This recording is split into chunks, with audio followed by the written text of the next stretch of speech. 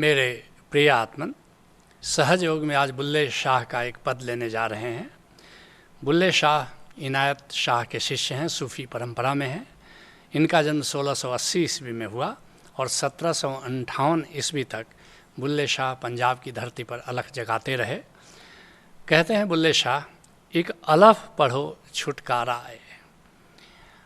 जब हम परमात्मा की तलाश पर निकलते हैं तो ग्रंथों में उसकी तलाश करते हैं, ग्रंथों से उसका रहस्य जानने की कोशिश करते हैं।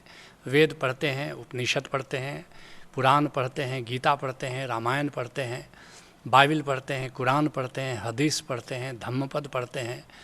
लेकिन कहते हैं बुल्ले शाह कि इन सारे ग्रंथों को पढ़ भी लो और अगर एक ओंकार को नहीं जाना, उस एक अलफ को नहीं जाना, उस एक शब्द को नहीं जाना जिसको जानने के बाद कुछ जानने को बाकी नहीं रहता, तो फिर जो भी पढ़ा वो तुम्हारा सब कुछ व्यर्थ गया। अगर एक ओंकार को जान लिया तो तुमने सब कुछ जान लिया, और सब कुछ जाना और एक ओंकार को नहीं जाना तो तुमने कुछ भी नहीं जाना। उसी की ओर इशारा करते हुए कहते हैं कि एक अलफ पढ़ो छुटकारा है। क्या चीज़ से छुटकारा हो जाता है? ये जो हमारी महाजिंदगी की यात्रा चल रही है, जन्म होता है, मृत्यु होती है, फिर जन्म होता है, फिर मृत्यु होती है। जो पाठ हम यहाँ सीखने के लिए आते हैं वह पाठ निर्वाण का पाठ है, वो महाजीवन से परम जीवन का पाठ है, वो ओंकार को जानने का पाठ है, वो गोविंद को जानने का पाठ है, वो गोविंद से जुड़ने के मार्ग को जानने का पाठ है। अगर हमने गोविंद को नहीं जाना और गोविंद की सेवा करने लायक हम नहीं हुए या गोविंद से जुड़ने लायक नहीं हुए तो हमने जो भी जाना है इस जीवन में आकर हमारा सब जानना व्यर्थ है, हमारा सब जानना अधूरा है। जिसके लिए रज्जब साहब कहते हैं, नाम बिना ना ही निस्तारा और कबहू न पहुँचे पार। ओशो ने बड़ी सुंदर व्याख्या की है, उनकी प्रवचनमाला है संतो मगन भया मन मेरा, और उसमें इतनी सुंदर व्याख्या की है कि नाम को जाने बिना, ओंकार को जाने के बिना न अब तक कोई पार हुआ है और न आगे भी कभी पार हो सकेगा। अगर चाहते हो कि निर्वाण को उपलब्ध हो जाओ, मुक्ति को उपलब्ध हो जाओ, परम जीवन से जुड़ जाओ, गोविंद से जुड़ जाओ, तो एक ही रास्ता है कि ओंकार को जानो। कहते हैं बुल्ले शाह, एक अलफ पढ़ो छुटकारा है। ओंकार को पढ़ लो, ओंकार को जान लो, ओंकार के सुमिरन की विधि को जान लो, ओंकार से समाधि को जान लो, और फिर देखोगे कि ये जो जन्म मरण या महाजिंदगी की जो यात्रा चल रही है, इससे मुक्त होकर तो निर्वाण पद को प्राप्त कर लेते हो। कहते हैं बुल्ले शाह, एक अलफो 2 3 4 हुए। सारा संसार, सारी सृष्टि ओंकार का ही विस्तार है। जीसस कहते हैं कि there was word in the beginning and the word created universe. शुरू में केवल शब्द था, लोगोस था, और उसी से सारी सृष्टि का विस्तार हुआ है। इसी बात को बुल्ले शाह अपने शब्दों में कह रहे हैं कि एक अलफो 2 3 4 हुए, फिर लख करोड़ हजार हुए, फिर ओथों बाझ शुमार हुए। उसी एक का विस्तार है। 2 हुआ, 4 हुआ, लाख हुआ, करोड़ हुआ, अनंत हुआ, बेशुमार अनंत विस्तार जो सृष्टि का तुम पाते हो वो सब ओंकार का ही विस्तार है। इसलिए उपनिषद का ऋषि कहता है कि परमात्मा ने शुरू में कहा एको हम बहुस्यात्। उसने भाव किया कि मैं एक से अनंत हो जाऊं, और हो गया। जिसके लिए गुरु नानक देव जी कहते हैं प्राण सगली में, शब्दे धरती और शब्दे आकाश। शब्द से धरती पैदा हुई, शब्द से ये तारे, ये सूरज, ये नक्षत्र, ये ग्रह, सारा आकाश शब्द से पैदा हुआ, और शब्दे शब्द हुआ प्रकाश। इस शब्द से ही सारा प्रकाश का खेल जो देखते हो सब शब्द से, ओंकार से ही पैदा हुआ है। और सगली सृष्टि शब्द के पाछे, ओंकार से ही सारी सृष्टि पैदा हुई। और नानक शब्द घटे घट आछे, और वह ओंकार सबके घट में विद्यमान है, सबके भीतर स्थित है। कहते हैं बुल्ले शाह, हिक अलफ द नुक्ता न्याराए। और ये जो शब्द है इसका जो नुक्ता है, नुक्ता मतलब ये जो मुद्दा है, ये जो बात है, ये जो ओंकार की बात है, ये अद्भुत है। क्यों? सारी चीज़ें आकार की बातें हैं, केवल ओंकार निराकार की बात है। ओंकार कोई आकार नहीं है। ओंकार तो सारी सृष्टि का प्राण है, ओंकार तो सारी सृष्टि का दिव्य संगीत है, ओंकार तो सारी सृष्टि के भीतर छाया हुआ प्रकाश है। जिसके लिए बिहार के दरिया साहब कहते हैं, कहे दरिया वो मरे न जीवे और निर्गुण पुरुष निनारम। कहते हैं दरिया साहब कि वह जो ओंकार है, वह जो गोविंद है, ना तो उसकी कोई मृत्यु है, ना कोई उसका जन्म है। निर्गुण पुरुष निनारम, वह निर्गुण है, उसका कोई गुण नहीं है, उसका कोई आकार नहीं है, उसका कोई स्वरूप नहीं है, और वह सबसे न्यारा है।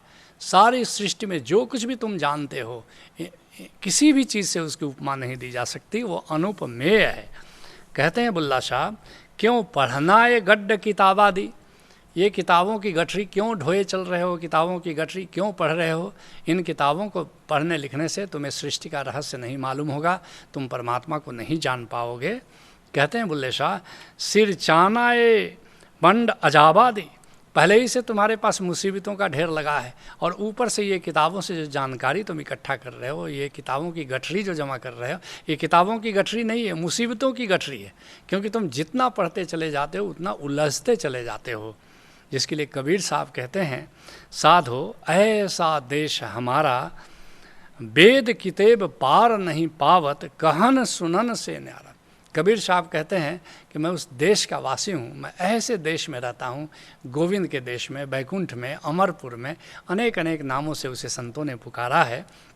कहते हैं कि ऐसा वह देश है जहाँ गोविंद और मैं रहता हूँ कि वेद किताब पार नहीं पावत, कोई वेद, कोई कुरान, कोई किताब उसका पार नहीं पा सकता, उसका भेद नहीं बता सकता। और कहन सुनन से न्यारा, क्योंकि कहने सुनने में वो बात समाती नहीं है। कहें कबीर वहाँ रहनी हमारी, और बूझे गुरुमुख प्यारा। उस गोविंद के देश में, उस अमरपुर धाम में, उस मानसरोवर में मैं और मेरा गोविंद रहता है, और बूझे गुरुमुख प्यारा। लेकिन इस बात को सब नहीं समझ सकते। जो गुरुमुख होता है, जो सदशिष्य होता है, बस केवल वही समझ पाता है जब गुरु उसको समझाता है। कहते हैं बुल्ले शाह, हुण होयों शकल जलादा दे। और जिन लोगों ने किताबें पढ़ी हैं, जो मुल्ला हो गए, मौलवी हो गए, हाफिज़ हो गए, जरा उनकी शक्ल तो देखो, जल्लाद जैसी शक्ल दिखती है उनकी, और वे लोगों का शोषण करते हैं, लोगों पर अत्याचार करते हैं, लोगों पर अन्याय करते हैं, लोगों के प्रति हिंसा करते हैं। जिसके लिए कबीर साहब कहते हैं, हिंदू की दया और मेहर तुर्कन की, अब दोनों घर से भागी। हिंदुओं ने दया छोड़ दी, किताबें तो बहुत पढ़ते हैं, मुसलमानों ने मेहर छोड़ दी, किताबें तो बहुत पढ़ते हैं। वह करें जिबह वे झटका मारें, हिंदू झटका मार करके बकरी काट रहे हैं, और मुसलमान जबह करके बकरी का गला काट रहे हैं। और आग दो घर लागी, दोनों के घर आग लगी हुई है, दोनों बेचैन हैं, दोनों दुखी हैं, दोनों संताप में हैं, दोनों किताबें पढ़ रहे हैं, अपने अपने धर्म ग्रंथ पढ़ रहे हैं, लेकिन इससे तो कुछ बात बनी नहीं। न तो उनके भीतर दया का उदय हुआ, न मेहर का उदय हुआ। कहते हैं बुल्ले शाह, अज्ञे पैंडा मुश्किल भारा है। और ये इतनी किताब पढ़ लिया, लेकिन जीवन में कोई रूपांतरण नहीं हुआ, जीवन में कोई परिवर्तन नहीं हुआ, और इस तरह आगे का रास्ता, ये जो ज़िंदगी की राह है, ये बड़ी मुश्किल है। क्यों? क्योंकि कर्म बंध का बोझ बढ़ता चला जा रहा है, और इसी कर्म बंध के कारण तुम मुक्ति से दूर होते चले जाते हो। जिसके लिए कबीर साहब कहते हैं, कबीरा इश्क का माता दुई को दूर कर दिल से, जो चलना राह नाजुक है हमन सिर बोझ भारी क्या। यह द्वैत की ओर जाना है, और द्वैत में जो हम फंसे हुए हैं, कबीरा इश्क का माता दुई को दूर कर दिल से, बस इश्क की राह परमात्मा की राह है, वहाँ द्वैत नहीं है। ये जो किताबों की जानकारी और ये जो विद्वत्ता है, ये तुम्हें परमात्मा तक नहीं ले जाएगी। और जिसके लिए बुल्ले शाह कहते हैं कि बड़ हाफज हिफज कुरान करें। कैसे लोग परमात्मा को खोज रहे हैं, हाफिज हो जाते हैं, कुरान को कंठस्थ कर लेते हैं, और सोचते हैं कि कुरान को कंठस्थ कर लेने से परमात्मा मिल जाएगा। तो कहते हैं बुल्ले शाह कि कुरान को कंठस्थ करने से और परमात्मा के मिलने का कोई भी संबंध नहीं है। कहते हैं आगे, पढ़ पढ़ के साफ जबान करें। और कुरान को पढ़ करके अपनी जबान साफ कर सकते हो तुम, कैसे कुरान पढ़ना है, बस इसी की ट्रेनिंग वो ले रहे हैं। कितनी भी सफाई से तुम कुरान पढ़ो, इससे परमात्मा को पाने का कोई संबंध नहीं है। जिसके लिए कबीर साहब कहते हैं, बहुतक देखे पीर औलिया पढ़े किताब कुराना, और करें मुरीद और कबर बतलावें उन्हों खुदा न जाने। बहुतों को हमने देखा है कि कुरान रट रहे हैं, कुरान पढ़ रहे हैं और शिष्य बना रहे हैं, लेकिन वे भी किसी न किसी कब्र पर बैठे हुए हैं और लोगों को कब्र से जोड़ रहे हैं। जोड़ना था परमात्मा को से, लेकिन वे जोड़ रहे हैं कब्र से लोगों को। कहते हैं बुल्ले शाह, फिर नियमित बीच ध्यान करें। और असली बात है कि मुल्ला है, मौलवी है, नज़र इस बात की है, धन पर नज़र है कि जजमान आते हैं, पंडित भी सोचते हैं कि जजमान कितना धन हमें दे रहा है, उनको कोई श्लोक से और कुरान से और रामायण से और गीता से कोई लेना देना भी खास नहीं है। कहते हैं बुल्ले शाह, मन फिरदा ज्यों हलकाराए, और उनका मन, पढ़ते तो कुरान है, पढ़ते तो बाइबिल है, पढ़ते तो धम्मपद हैं, पढ़ते तो रामायण और गीता हैं, लेकिन पूजा पर जब बैठते हैं तो मन चारों दिशाओं में ऐसे ही दिग दिगंत उनका फिरता रहता है। इसको एक नए अंदाज में सुनो। कितना पागल यह चंचल मन, दिन रात भटकता रहता है, नारद सा फिरता दिग दिगंत, हरि नाम नहीं पर जपता है। नानक जी 10 दिशाओं में घूमते हैं, लेकिन कम से कम नारायण नारायण तो करते हैं, लेकिन हमारा मन है तो नारद जैसा, लेकिन फिरता है इधर से उधर, लेकिन हरि नाम का स्मरण भर नहीं करता है। कहते हैं बुल्ले शाह, बुल्ला भी बोहर दा बोयासी, परमात्मा ने क्या किया, एक बीज है परमात्मा, ओंकार स्वरूप है, उसने क्या किया, वह बिरिछ बड़ा जा होयासी, और वह ओंकार संसार के रूप में बड़ा हो गया, परमात्मा से सृष्टि पैदा हुई।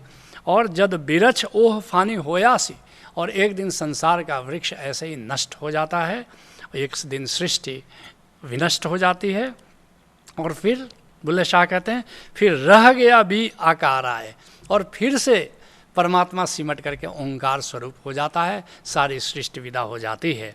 जिसके लिए दादू साहब कहते हैं, शब्द ही सब उपजे, शब्दय सबय समाए, ओंकार से ही सब पैदा होता है और अंत में ओंकार में ही सब सिमट जाता है।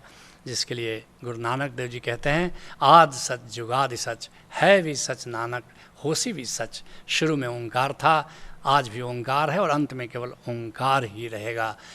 याद रखना, ओंकार ही बीज है, ओंकार ही मूल है, ओंकार ही हमारा गंतव्य है, और ओंकार से मिलकर एक हो जाना मोक्ष है, मुक्ति है, निर्वाण है, यही सहज योग है। हरि ओम तत्सत।